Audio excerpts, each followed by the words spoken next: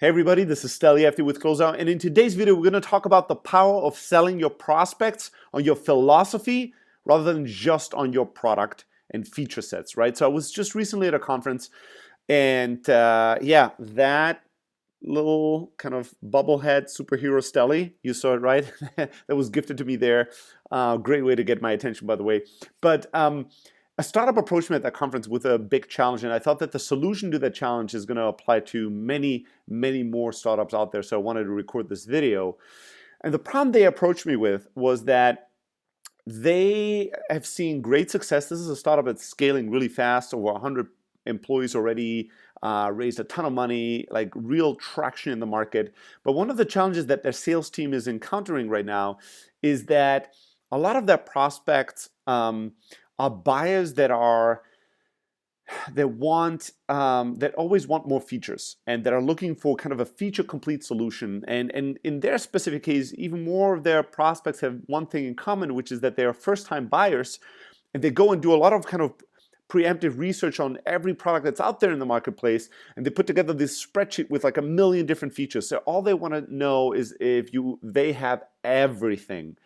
And so they find it difficult when they talk to these prospects to have a productive conversation with them, being grounded in the reality that they have a lot of features, but not all of them. And they were asking me, how do you deal with this? How do you educate the customer that having all the features is not a good idea, and that our product philosophy is really all about simplicity and building things that they truly need and avoiding the things that are not really creating value in reality for customers, right?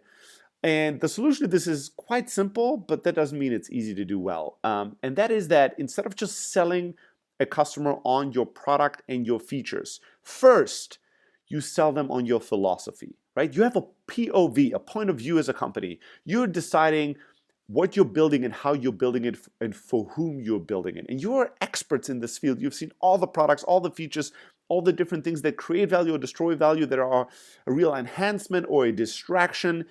And you build things, hopefully very thoughtfully and mindfully. You have a product point of view. First, pitch your prospects on your product point of view. Pitch them on your philosophy. Share with them your knowledge and your vision and what you have done and why, and what you have avoided doing and why it's in their best interest. And then, once you get real buy-in into the philosophy, into the POV, then sell them the product, right, with the feature sets that you have. First of all, especially in a fast-scaling company, you have to sell the sales team on buying into the philosophy, and you can't be nebulous about this. This happens all the time, where in the early days when the founders were selling, they knew their philosophy, and they kind of naturally and organically were first selling people on their philosophy and then on their product. And as the team scales, as a founder, and I've made this mistake many times myself, you kind of just assume everybody knows. But that assumption is obviously very, very wrong. So you have to really spend time training and coaching your sales team on your philosophy and POV pitch, and then on the product pitch.